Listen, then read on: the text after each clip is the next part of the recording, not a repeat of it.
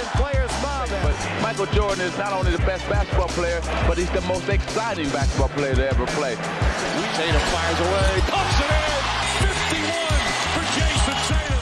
The Big Three NBA podcast is powered by Prize Picks, the exclusive daily fantasy partner of the CLNS Media Network. Welcome to another edition of the Big Three NBA podcast. I'm your host today, Sherrod Blakely, and I'm joined by the one and the only Bobby Manning. What's going on, Bobby? What's up, Sherrod? Glad you could be with us. Glad, because I know you'll be heading to Indiana soon for games 3 and 4 between the Celtics and the Pacers. Celtics heading to Indy with a 2-0 series lead. Jaylen Brown coming off a very Jaylen Brown-esque performance with 40 points in game 2. Big game from Derek White, 23 points, including 4 3-pointers. Jrue Holiday with a low-key double-double, 15 and 10. And that dude, Jayson Tatum, he was okay. 23 points, 19 in the second half. But the big news, aside from the Celtics being up 2-0, which comes as a surprise to no one, is Tyrese Haliburton and just his injury. Shortly after he was named third-team All-NBA, in game 2, he re-aggravated that hamstring injury that limited him, sidelined him for earlier stretch of the season. And Bobby, what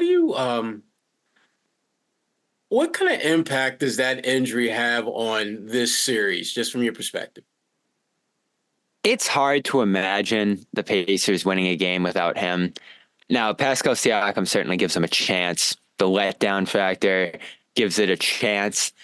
But neither of those seem likely, given what the Celtics look like right now. The level of contributions they're getting up and down the lineup. And let me start. What are we, 3 minutes in, Sherrod? The Celtics might have lost another guy, too, in Luke Cornett here. So we'll see how the small ball lineup stands up if he's not able to go. Which was, I think the story of last night alongside that Haliburton injury, the Celtics finally getting to some small ball. But I like their ability to close out the series in 4 if Haliburton goes down. Now, I think Indy's a plus 2.8 last I looked or something like that with Haliburton off the floor this year, which is a big difference over last year because he went down and their season basically fell apart late last year. So it's a little bit of a different dynamic. I think if Andrew Nembhard's good to go, and it looked like he got a little banged up last night too, he can sort of fill that point guard spot, that ball handling spot, and then it'll, of course, put a lot more responsibility on Siakam, who looks like he's capable of it. I mean, the shots he's hitting right now are ridiculous. He excels in the weak spot in that Celtics defense there. And this team's just going to run. They're going to get shots up. They're going to hit shots. And you've seen everybody do it on their roster through the series. So it's certainly not something where if he goes down, it's going to be a free path and blowouts from here on out. I still think you're going to see pretty similar games every night this series, whether he's out there or not. Tit-for-tat runs, big scoring nights on both ends. And it coming down to the level of defense that the Celtics are able to reach in stretches. So I picked the Celtics in 4, but I don't think it would be easy to close out those two at Indiana by any means. No, the one thing that you touched on that I definitely want to get into a little bit more is that small ball lineup, something that I know many of us have been clamoring for all season long to see that small ball lineup because of a lot of the reasons that Joe Mazzulla gave afterwards, in the post-game presser about the versatility and the length and just all those different aspects. Why do you think it took this damn long for us to see? It took a Luke Cornett injury. Let's just call it what it is, Bobby. It took a Luke Cornett injury for us to see some extensive use of the small ball lineup. Why do you think that it was? I think comfort to some degree. You like your rotations, you like your guys that you're playing throughout the year. Of course, you saw Luke out there pretty quickly again last night, despite Joe talking a little bit of practice about there being some consideration of going smaller. So you stick with what you like. I think in this series in particular, Joe talked about the Pacers going to some weird sub patterns too, and you saw it right when they put Brissett out there. Siakam comes out on the floor, top and moves to the 3, and they have Turner on the floor. So they supersize it when the Celtics try to go small, but that worked against them. And I think it's another reason that Joe's been the better coach in this series so far, is that he's been able to get to the lineups to hurt Indy. It feels like Carlisle has put some lineups out there that have hurt Indy in their own right, and that certainly did, trying to play too big there. And I don't think Ben Shepherd stretching some of his minutes there has worked great for them either. So, you got to give Mazzulla some credit here. I think he's pushed the right buttons in terms of how to handle this matchup. And I think the biggest credit he gets is embracing the pace of this series, because I was a little weary of that. Like going up and down, scoring with this team, racing the 120, 130 didn't seem like a great formula here. But the Celtics have been the better team in transition through 2 games. They look comfortable playing at that pace. The Pacers have looked weirdly frantic. They turned it over 10 times again in the first half last night. So this is all stuff that surprised me a little bit. And I was actually a little surprised at just how well that small ball lineup held up. The Pacers started the third 0 for 8, I think, or the second there on that 17-0 run. Celtics forced turnovers against them. Really didn't get hurt inside on the boards or anything like that. They actually were the ones dominating the boards out there. So it was a good look. And I think another reason you probably didn't get to it sooner is I don't think Tatum loves playing the 5. It's just not his position. I think he'll do it on offense with the screening and rolling, but defensively, he doesn't want to be banging with a Turner and Siakam and those kind of guys. But it was effective. He did it. He did it well. And it changed the game there, especially against Siakam, because Siakam was just killing them early, and they started to get a better hold on him later. Yeah, he was definitely a problem. That was Spicy P at his finest. We've seen the last couple of games. But you touched on something that I think many people just took for granted coming to this series, and that's the coaching battle. There was clear indications that this would be very lopsided, although I think it has been, but I don't think it's been the way we thought it would. And again, full disclosure, I have covered Rick Carlisle from the moment he became an NBA head coach in Detroit when I was there. And so I've seen his growth and evolution. He's one of the best coaches in the game. And if we're being honest and truthful and candid, Joe Mazzulla has kicked his ass in this series. For me, Bobby, and I don't know about you, but for me, one of the more telling moments was the adjustments that Joe made after game 1, going into game 2, which is when Joe typically doesn't make adjustments. The way that they utilize Al Horford, they look for some different early game matchups that gave them a chance to, frankly, it put Indiana in a predicament of having to adjust to the Celtics adjustments. Talk a little bit about just your impressions of Joe Mazzulla and just some of the adjustments that he's made thus far in this series. I think it's a lot of little things that you won't get a ton of credit for. Now, certainly the lineup change there is a big one, and that came about their injury anyway, so I don't think he gets a ton of credit for that. But putting Tatum on Turner, I think that had a big impact, especially at the start of game 2. And yeah, he had 0 points in the first half, pretty slow game after a big game 1. So they're able to figure that out. I think one little moment in game 1 that didn't get a ton of credit either was that early challenge. He challenged that goaltending call like 30 seconds into the game. And in a game that ended up tied at the end of regulation, that's a big deal. That could have been the difference between them winning and losing that game. I'm trying to think of some other little things he's done there. They've gone to some zone. I think that's been a good look for them. So a bunch of little stuff like that. I think his attention to detail defensively in this series has really shown out. And offensively, I think his ability to let them go downhill, let them go to the rim, play close to the basket, even play a little in between, given that the Pacers are going to try to take a 3 away from them, has been important there too. I think Tatum, for his struggles in this series, has played pretty well around the basket when he's been able to get in there, and Brown certainly has. And we talked a little bit about them embracing the pace here too. I think that's a coaching decision. I think that's a philosophy decision going into this series here. So this has been great stuff from Joe. I know you said on post-game, Sherrod, game 1 might have been his best coaching game ever. And, the more I thought about it, I think I agree with that. Like, there was a lot of really good, subtle stuff from him in that game. This is Sherrod Blakely with the Big 3 NBA podcast, and I wanted to talk to you about Prize Picks, America's #1 fantasy sports app with more than 3 million members. It is the easiest and most exciting way to get in on the action while you watch your favorite sports teams and players compete. You just pick more or less on 2 or more player stats and watch the winnings roll in.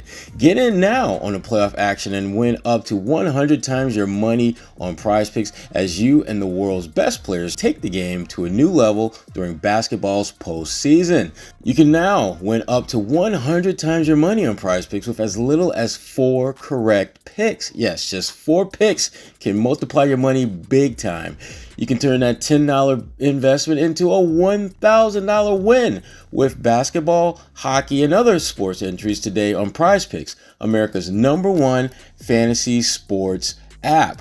As a longtime fantasy league player myself, Prize Picks is the perfect what's next to satisfy my fantasy league itch. You want into? Here's what you have to do. First, you got to go to prizepicks.com/CLNS and use the code CLNS for a first deposit match up to $100. That's right, prizepicks.com/CLNS. Use the code CLNS for a first deposit match of up to $100. So, that being said, you get a chance to pick more, you can pick less. It's that easy. Yeah, it just feels that, what he did in game one, let's just put it this way. I tend to get emails and texts from different folks throughout the league and different reporters, and almost every one of them pointed out how this was one of the few games where they felt that Joe Mazzulla's imprint was on the game. And that's something that we have not really had a chance to really talk much about this season. I mean, Joe, when you look at the roster that he has at his disposal, that team could probably roll out there and win you 45, 50 games with no coach. But Joe has really, I think, finally put his imprint on this team. And really, you feel as though they're playing Joe Mazzulla basketball, which is something that I don't know if that was necessarily the vibe earlier in the playoffs, and certainly not going into game twos. But a big part of that success has been the play of Jaylen Brown, who he's the 16th best player in the NBA, apparently. And he is playing well above that status. What are your impressions of Jaylen and just what he's been able to do in this particular postseason run? I think a lot of it all year for him has been getting back to defense, and that was the theme that started this year, going back to when he signed his extension and the unofficial start of this new year after the disappointing last year he had on that end. I think it's been important. I think it's allowed him to flow personally from offense to defense, and you saw it at different points in this last game here. There was a play where he got a stop on one end, took it right to the rim the other way, and I think there's just like a point-to-point focus for him a lot of the time. Like, he'll get the ball on one end and just go straight to the rim. And there's just that downhill pressure that he puts on the basket. There's an urgency to his game. One thing I think that stood out too for him, and obviously it's beyond the production on the court, there's his voice throughout these playoffs. And I know we were talking a little bit about it last night, Sherrod. Tatum didn't really want to get into it specifically there, but you've heard it. And I actually I went home last night and saw a clip circulating around of him getting on Tatum, get him, when he was on Neesmith. He was like, go after him, come on, attack him. And you've seen that from him throughout the playoffs, and whether it's been at the podium, saying, Tatum got into a rhythm tonight, but we need him to get an even better rhythm during that Cleveland series. On the court, I know he was mic'd up for one of those Cleveland games saying, come on, you're big deuce, you're big deuce. I love that stuff. And I think it's important. Someone had to take on the vocal role on this team. And, we've had our complaints about Joe's being okay with losses, being okay with letdowns. Jaylen hasn't been, and he's been the one that kind of expressed that when it's happened. Tatum's going to be the more soft-spoken leader, same with Al. So you need someone who's going to be a little bit more vocal, and that wasn't always Jaylen, as you know, Sherrod. He was a quieter guy too, and he just looks comfortable with it. It's like he tried it, he experimented with it a little bit, and now it just feels a little more natural for him. It doesn't really feel like he's forcing it, and it feels like it's welcome. I don't know from Tatum, but he's speaking his mind, which is important. It is, and it's important not only that he's speaking his mind, but the voice that his teammates are hearing is from one of the top two players on the team. And that was the issue with, my good friend who I'm going to love forever, Marcus Smart. That was one of the knocks against Marcus. I mean, he had all the leadership skills that you could possibly want. But the one knock against him was that he was not your best, your second best, and arguably not even your third best player. And so having a player who has the status that Jaylen Brown has now with the voice, it hits a little differently among that in the locker room. That's important, right? the It is. stature and the voice it's coming from, right? It's huge because I mean I think back to the really really good teams that I've covered, like those really good Detroit teams. Chauncey Billups was that voice. The stuff that we're seeing that Jaylen is doing, that stuff that when our seats on press row were much closer to the court, we could hear that stuff. We could hear Chauncey telling Rip, that guy can't guard you, go get him. And the kind of stuff that would just be absolutely blowing up on social media. That's what the great leaders did back in the 2000s and even prior to that. And Jaylen Brown, in many respects, is starting to show the ability to not only do that, but to your point, Bobby, to be comfortable with doing that and have teammates who are accepting of that. But, as he continues to do that and they continue to win and he continues to put up big numbers, one of the questions that certainly I've been thinking a lot more about as we go deeper and deeper into the playoffs is I think sometimes people forget that Jaylen came into the league before Tatum. And yet it's Tatum who kind of gets a lot of the praise, a lot of the accolades, and deservedly so. He's a hell of a player. But whatever gap that people have in their minds between Jaylen and Jayson, it feels as though this postseason run is it just me, or does it feel like that gap, whatever it was or whatever it is shrinking a little bit? I'm just curious, what are your thoughts about that? I think you see the importance of both. And we always had those conversations of whether they can work together. And you can still ask that question a little bit at times when the offense goes stale. And a lot of it goes back to them playing the same position on offense. Like, I think that's always been the biggest challenge for them to make this work. And it's not just them. You've seen it with Kawhi and George to some degree, and some of those other two-star duos who are both playing at the forward spot. So I think that's just natural a little bit to their games. Like, their games overlap a lot. And so they had to find different spots on the floor to succeed from. And I think for Brown, it's been catching the pass and finishing a lot more often. And for Tatum, it's initiating. And Tatum's still going through the process of trying to figure that out. And I think you see the struggles with him a little bit more there, whereas I think it's natural for Brown to just focus on scoring. And I think that's put him in a position to succeed there. So he's having a lot more consistent success now. And you're seeing that pay off for him. And Tatum, it's been up and down this whole postseason. So I think that's what narrows that gap is Tatum has really struggled this postseason. And Brown, I think we're seeing him play his best basketball ever. And yeah, Tatum deserves a little bit of criticism for that. Brown deserves a lot of praise for that. But I do think you have to realize sometimes that Tatum's in a much more difficult position. Like, he's handling the blitzes. He's trying to make all of these reads. He's trying to deal with, different looks that the defense is throwing at him. And I think Joe makes it difficult on him a little bit too, to the benefit of everybody else. Like, he's going to absorb that pressure and they're going to use that to free up other guys. He's going to take those challenging shots to try to draw up more defense on him. So I think you got to have a balance there. Like, you can't just have Tatum take this beating every night, unless they know for a fact that Tatum's that confident, that secure, that able to realize that what he's doing is leading to winning and not be bummed about the percentages and the scoring drop and all that different kind of stuff, which is certainly possible. And I think he's tried to showcase that, publicly here a lot. But that's the situation they're in, is that, Tatum is absorbing the pressure that I think is freeing Brown in many respects to have the kind of performances he's having there. And listen, they're going to get to a spot, Sherrod, especially with Haliburton's uncertainty here. Like, they're just getting a lot of breaks, and you don't lament those, right?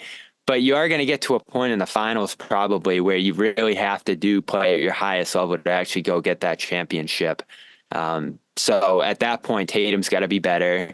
Brown has to maintain this consistency, and they got to figure out ways to shake it up if what they're doing is playing into the defense's hands there and really slowing and taking Tatum out of the game. That's the thing, right, Sherrod? Because it's all about how much he's doing the other stuff. If he's doing all that other stuff at a high level, and he actually has to be doing it, the first half last game he really wasn't, you're okay with him shooting closer to 40% and maybe not scoring 30 points. But if him not scoring 30 points is preventing him from doing other stuff, mentality-wise, that's where it becomes a problem here. And I think that's where you got into a little bit in the finals a couple of years ago. Yeah. I mean, there was a point in the game last night in game two where Tatum was like 1 for 6, 1 for 7, something like that shooting, and guys that he was defending were 5 for 7 shooting. And at that point, it's like you're not making shots, you're getting torched defensively, and you're not a dominant force that particular game on the boards either. So if you're not rebounding, you're not defending, and you're not making shots, you are literally doing nothing for the team. I thought it was telling that at the end of the game, Tatum's plus minus was 0. Wow. He broke even, and I believe he was the only starter who did not have a positive plus minus. And so I guess the question that I'm kind of going through my head as we talk about this, Tatum has done pretty much everything you could individually do up to this point in his career, with the exception of winning league MVP, which again, and that's neither here nor there, but he's very accomplished for someone who's so young. And I'm just wondering, Bobby, the standard that we measure him up against, is it too high? Because he's done so many things already up to this point, and he's only 26 years old. So you're talking about a guy who probably has another decade as an NBA player. No, I don't think it's too high. I think he's at a level where you have to be judged on par with the Lukas, the Giannis's, the Jokic's, and those kind of guys. I mean, it's the third straight year he's all NBA first team. So there is an onus on him being consistent, being the engine of winning, and taking this moment seriously. And I think he is, right? Like, I think he's dealing with some struggles right now. I think he's trying to stay in it as best as he can. I don't think he's trying to shoot his way out of it, which is important too, here. So the bar is high, and it should be.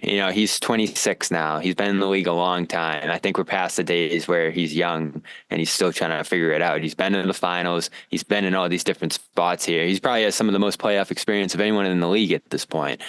So this is go time, and it's an important moment because you don't know if you're going to have this level of health. You don't know if you're going to have these many breaks that you've seen along the way. And it's been a long time, Sherrod, since 2008 happened. So, like, the bar is high for a reason. Like, people have been waiting for this team to win. They have the best team in the league. That's why I didn't love his comments about, we didn't have the MVP. This isn't a super team, I guess. I don't know what you want to call it. Maybe it's not a super team on par with the Durant, Curry, Thompson Warriors and Jordan's Bulls and those kind of things.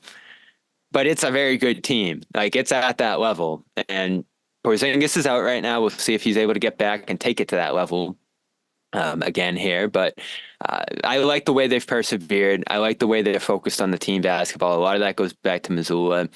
I like the way they focus on doing the little things and trying to take advantage of that to get an edge on their opponents. And I think they've done that in every round to this point. And Tatum's part of that. Like, the one thing I don't think two things Tatum doesn't get enough credit for is his availability and how many things he can do on the floor.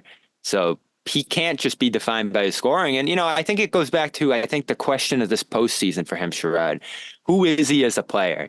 Is he this 30-point per game scorer? Is he a guy who just does it all and is, kind of the master of none, which is fine if you can do all those things at a high level. Not many players can do that. Every player usually has a weakness.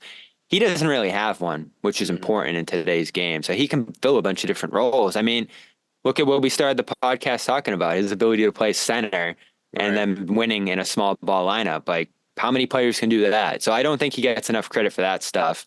But the criticism of his consistency and his ability to score, since he does make that the center of his game a lot of times, I think that's all fair. Hey, everyone. This is Kwani Lunis from the Big 3 NBA podcast. As you know, we are very excited to see where the Celtics end up throughout this playoff round.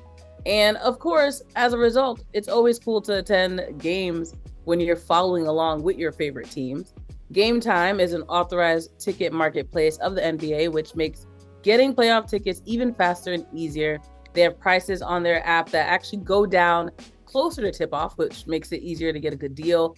And with killer last-minute deals and all-in prices, also a view from where your seat will be, they also guarantee low prices, and GameTime takes the guesswork out of buying those tickets.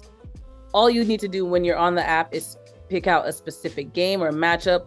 All you need to do is go into the app and pick out that Boston matchup that you'd like to attend, look for a good deal, and just either wait it out or select the ticket right away. They have different features in the app, such as customizing your spot, Take all the guesswork out of buying NBA tickets with GameTime. Download the GameTime app, create an account, and use the code CLNS for $20 off your first purchase. Terms apply. Again, create an account, redeem that code CLNS for $20 off. Download GameTime today. Last minute tickets, lowest price guaranteed. Yeah, yeah. And the thing about Tatum is that, he has shown the ability to impact the game in a multitude of ways. But the one thing that I think most fans are clamoring for is there's certain games where you really feel your best player needs to be the best player on the floor. And it seems that in those games, there have been times where he just hasn't been that guy. In the Miami Heat series, games 4 and 5, pivotal games, Derek White was the best player on the squad in those games. You look at, the Cleveland series where you had others who kind of stepped. Jaylen Brown, really took took over and was a dominant force. And he's still doing a lot of little things that help you win, true. But when you're he's the face of the franchise. And when the face of the franchise isn't that face in those pivotal season altering moments, it raises some questions and concerns about whether you are that guy. But the one thing, Bobby, I kind of come back to with Tatum is that I think that Brad Stevens knows Tatum well enough to know that as incredibly gifted a player as he is, he needs a multitude of guys who can be that difference maker in big games. That's why you go out and get a stretch big like Porzingis who can give you 25, 30 points in any given night. That's why you go and make the trade for Jrue Holiday, who gives you this incredibly elite two-way player who the more I watch him play now, the clearer it becomes to me that he spent a lot of the regular season in cruise control. That he wasn't nearly as engaged, and understandably so. I mean, he's 36, 37 years old. He's an older player. And so he obviously understands that, there's load management when they sit you down and don't play you. And then there's load management when you manage your load that they give you to be out there playing. And you're not necessarily locking people up the way you would in the playoffs. And Jrue Holiday has been a completely different player in the playoffs than what we saw in the regular season. He looks like the guy that all the NBA players, before the season started, voted as the best on-the-ball defender. But the thing that, we're at that point now in this series where we're moving to a different city. Indiana is undefeated at home in the playoffs. But you don't get the feeling as though they're going back home feeling all that confident and triumphant, partly because of the injury to Haliburton, but also because of just the way the Celtics have kind of dismantled them, particularly in game 2. I'm just, from your take, is this series over in your mind now? Yeah, it's over. And it went in that direction after game 1. I mean, you can't be in that kind of position to steal a game as Indiana was and blow it like that, because there are a lot of plays at the end of games where you go, oh, it's one play. There's a lot of stuff throughout the game. But all you have to do is inbound the ball or call a timeout, to go back to the coaching stuff and that just massive blunder by Carlisle there to not advance it. And then to actually turn it over, go in the other direction toward the baseline to set up that three. Just a monumental loss. And, I think like the adage is, I think Bill Simmons said it, you got to win 5 games at that point if you're the Pacers, because you already won 1 and lost it. So that's tough if you're them to start. Now you have injuries. Now you have this potential return of Porzingis here for game 4 as well, just reporting.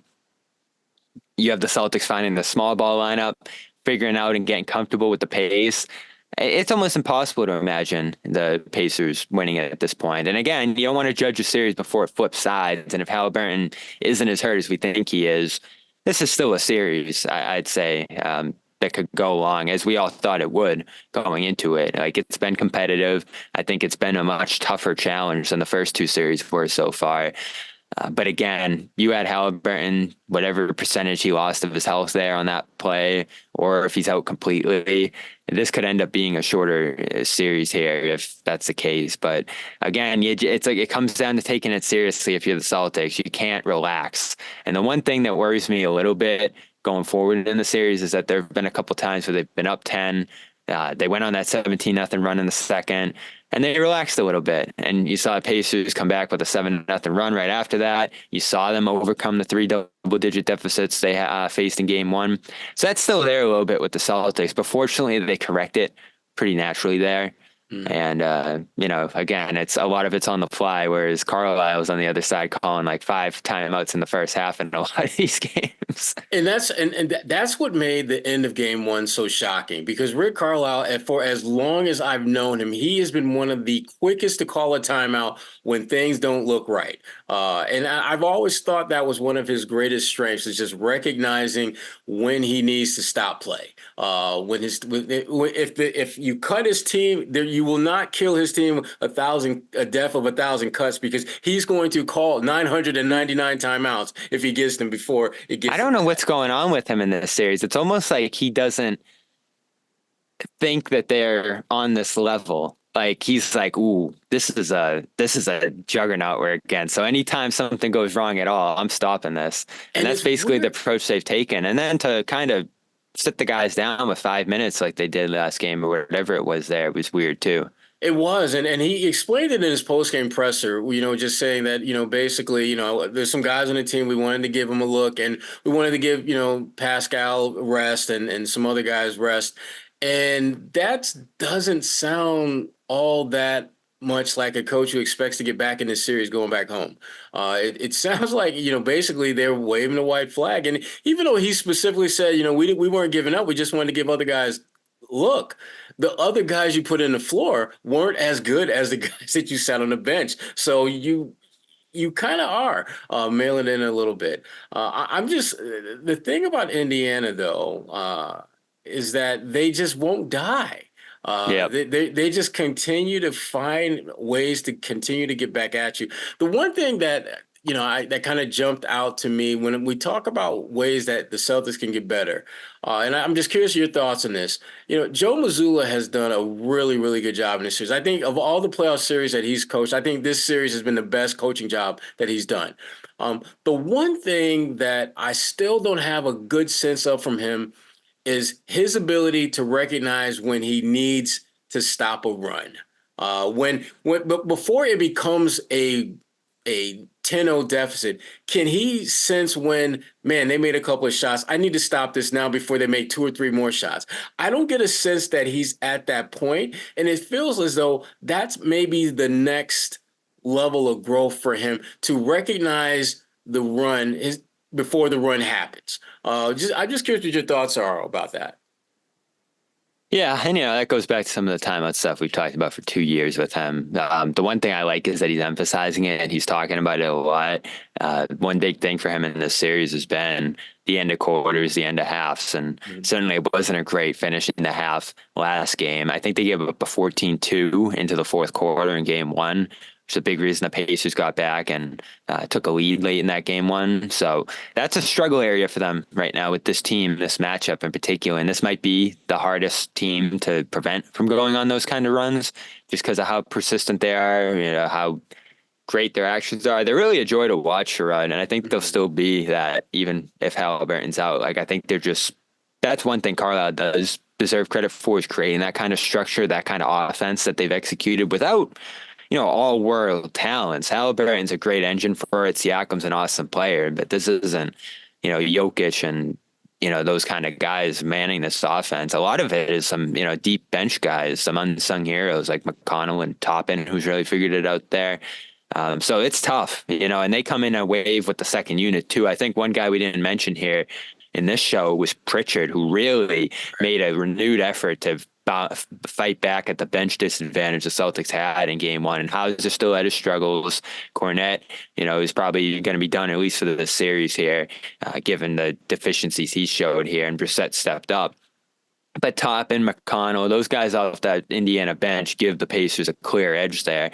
And for Pritchard to grab those 2 offensive rebounds at the start of the fourth, hit those couple of threes that he did, those are momentum stoppers in their own right. And I think that's how Joe wants to see them do that. their offensive rebounding has been awesome this year, and it's not like number one in the league, but it's always timely. And they had 10 in the first half, the Celtics did. It really crushes the other team when they're able to get those putbacks after another team's finally able to get a stop on the Celtics. So all that stuff's important in stopping runs beyond the timeout, and I think he's been a little bit more willing to do that too here. But that is something. Look ahead at the finals a little bit, Sherrod, if that's where they're going. What could hurt them? They've given up runs, the last couple of games here, really throughout these playoffs. Yeah, and we know the league is a game of runs, but the best coaches are able to limit those runs and limit the extent that those runs occur. And you're right about Pritchard. I mean, it's crazy how like literally the smallest guy on the court is one of your best offensive rebounders. He's been amazing. He's amazing. I mean, when you talk about understanding angles and how to really execute in that regard, he's one of the better, certainly one of the better Celtics, and I would even go a step further, say one of the better players in the NBA at his size at recognizing those angles. I look at him and his ability to rebound, and I think if he had like Josh Hart's size, he may very well be a guy that goes out there and gets you 7-8 rebounds from the backcourt position because of his understanding of how to get to angles. But obviously there's this thing we like to call physics, and physics tells us that he's not going to get a ton of rebounds because of his size. We are near the end. And before we go, though, I want to just, Bobby, just let folks know, where can they find Bobby Manning content?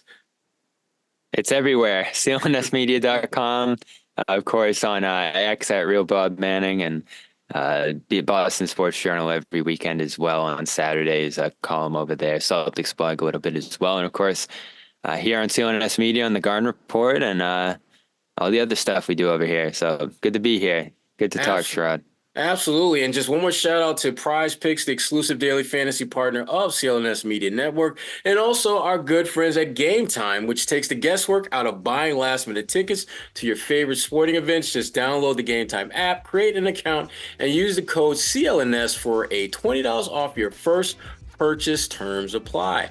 For Bobby Manning, this is Sherrod Blakely with the Big 3 NBA podcast. Enjoy the rest of your day. Happy Memorial Day. Take care, folks. Bye-bye.